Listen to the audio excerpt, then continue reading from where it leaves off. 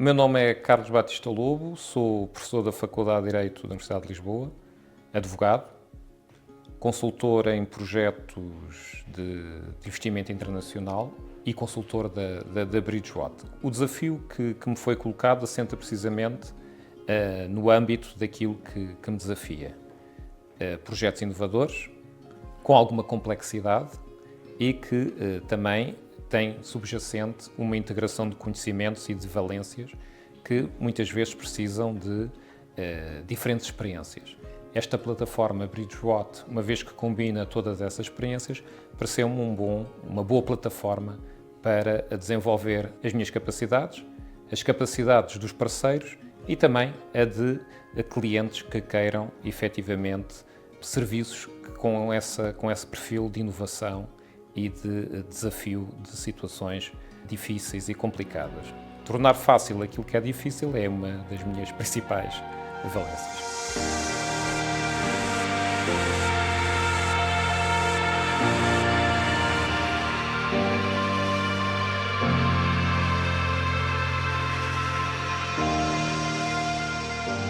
O mundo de hoje arca com enormes desafios e tal implica um conhecimento integrado das diversas valências. Por exemplo, no âmbito da fiscalidade e da regulação de mercados, do direito em geral, existe uma tendência para a complexidade. Mas, efetivamente, o que nós precisamos hoje é de simplicidade e de simplificação dos processos. Quer seja no âmbito do direito fiscal, do direito de mercados, da regulação, da concorrência, da parte integral do investimento, nos licenciamentos, toda a vertente de planeamento e ordenamento do território. E é isso que nós pretendemos fazer das diversas vias, ou seja, simplificar aquilo que é difícil, tornando praticável aquilo que muitas vezes parece como impossível ou extremamente difícil.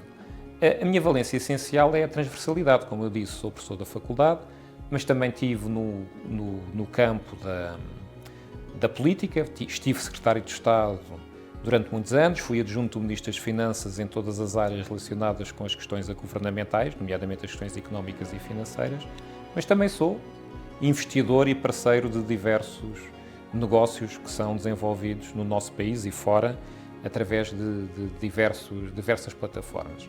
E isso permitiu-me ter sempre uma visão transversal e um conhecimento profundo das diversas valências. E, na prática, é fácil colocarmos nos diferentes pés de quem participa nas diversas posições, já tendo estado na posição em que eles estão.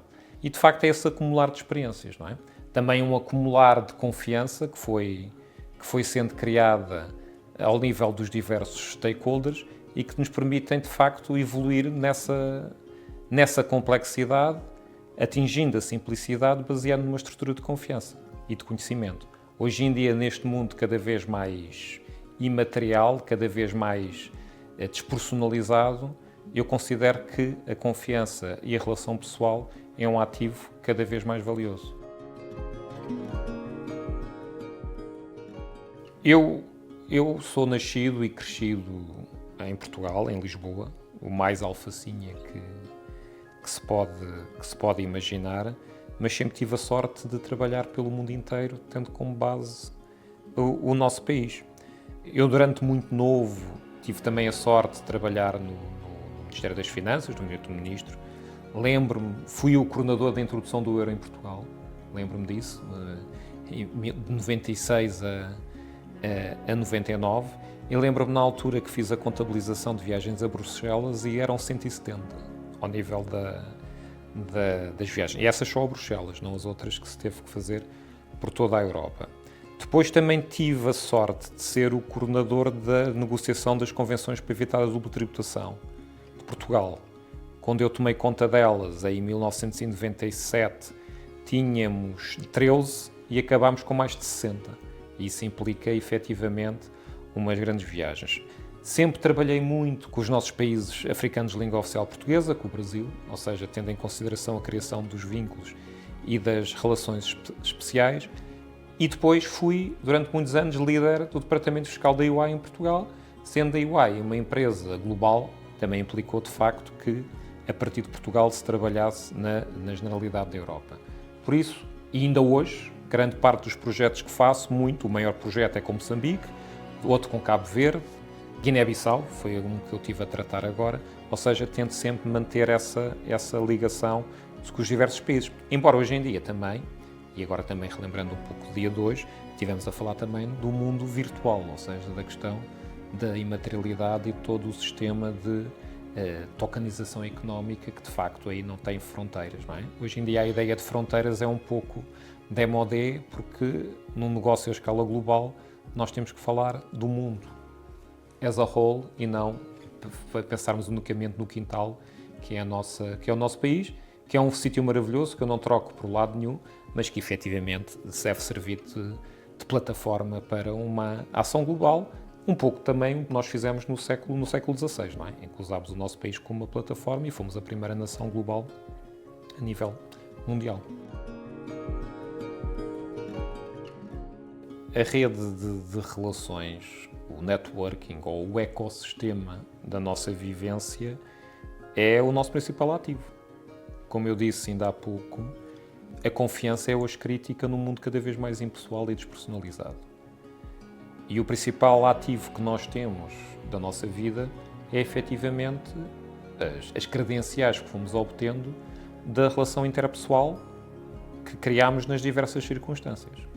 Mais tarde ou mais cedo, essas valências, e também devido aos efeitos de rede, são reconhecidas por uma maior amplitude, com um maior campo, ainda mais quando esta transmissão de informação é totalmente transparente, de acordo com as plataformas e as redes sociais. Por isso, este conteúdo relacional é crítico no âmbito da nossa sociedade e máximo ao nível das relações comerciais e das relações profissionais.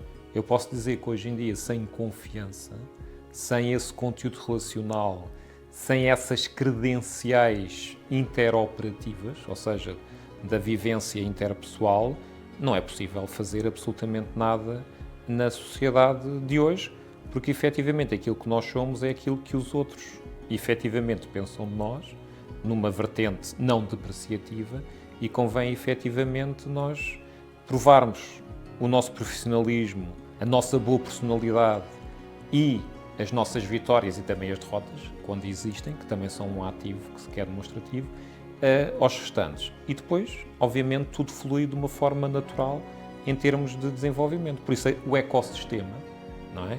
Em que nós vivemos, enquanto animais gregários, este ecossistema alargado de experiência é efetivamente o elemento crítico que nos pode diferenciar nos diversos desafios que nos deparamos diariamente.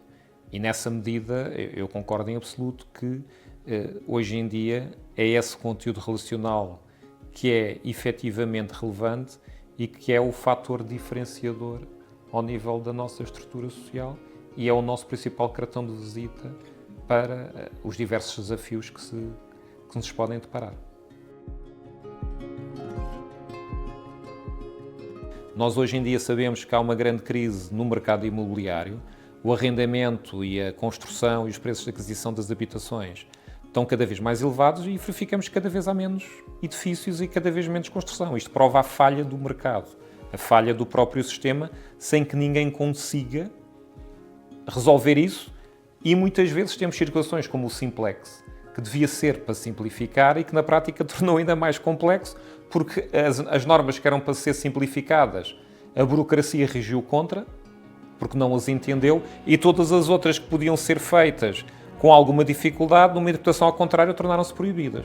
Ou seja, temos sempre o remédio a tornar a doença ainda mais grave do que aquela que existe. E isso, de facto, é hoje a principal percepção que eu tenho. Ou seja, todo o mundo está muito mais complexo, está muito mais bloqueado e é muito mais difícil nós apelarmos ao bom senso, não é? Que é a base de toda a nossa vivência, do que era há poucos anos atrás. Ou seja, isso é uma realidade. A outra questão que eu também gostava de salientar aqui era a parte fiscal, não é? Eu dou aulas há 32 anos de Direito Fiscal, sou regente de diversas cadeiras de Direito Fiscal na Faculdade de Direito E posso lhes dizer que cada vez sei menos. Ou seja, hoje em dia todo o sistema está totalmente também desconstruído numa lógica totalmente aberrante em que os próprios elementos estruturais são diluídos, não é? Ou são demolidos a cada dia que passa, sem que para tal exista qualquer responsabilização ao nível da estrutura.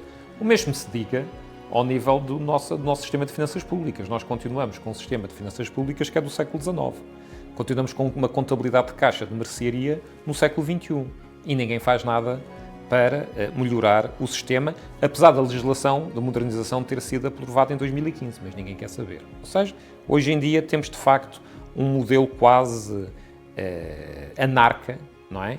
Um anarcopositivismo, não é? Ao nível do sistema fiscal e que importa analisar. Onde é que eu tive uma boa experiência? Tive uma boa experiência no momento do euro, não é? Quando foi a questão dos regulamentos euro.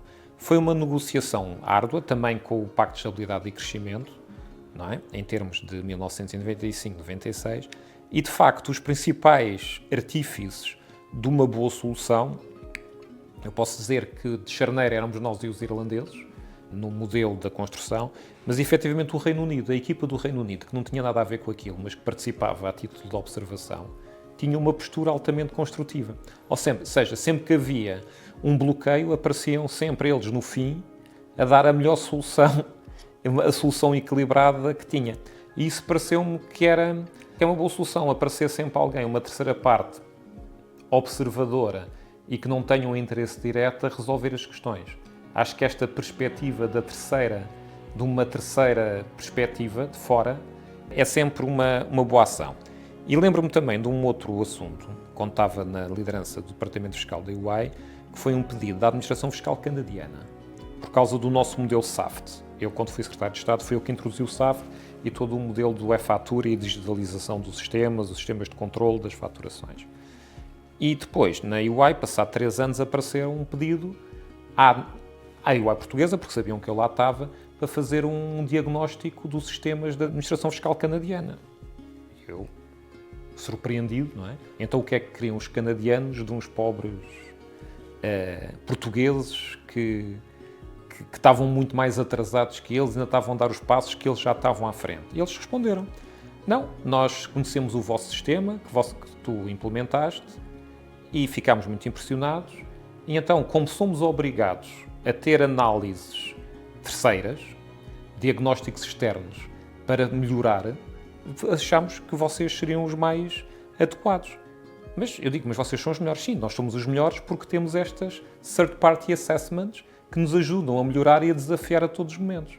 Temos aqui uma boa prática de um organismo público que efetivamente é aquele que é mais reputado no mundo, mas que, para melhorar, implica esta perspectiva de terceiros. Eu desafio-vos a que me mostrem no nosso país uma vez que isso tenha acontecido. Eu acedi em participar na plataforma Biodesuado porque tenho uma enorme consideração pelo Paulo Morgado e foi ele que me convidou de outros desafios antigos, de outras...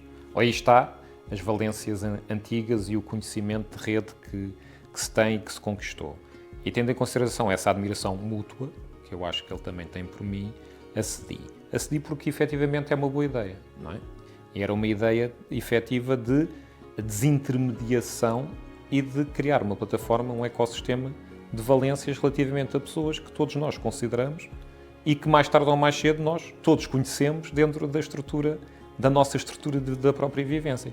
E foi nesse espírito de construtivo, de humildade intelectual, não é? E de tentativa de receber mais conhecimentos relativamente àqueles que tenho, que efetivamente participamos aqui na plataforma. E através desta combinação de valências, efetivamente proceder a um delivery, a uma entrega de serviços com o maior valor possível para potenciais clientes e para principais parceiros. Ou seja, porque na prática não estamos a falar de clientes, também estamos a falar de parceiros. E construir em conjunto, ou seja, com base em conhecimento, em diferenciação, em confiança, no sentido de criar um mundo de negócios melhor.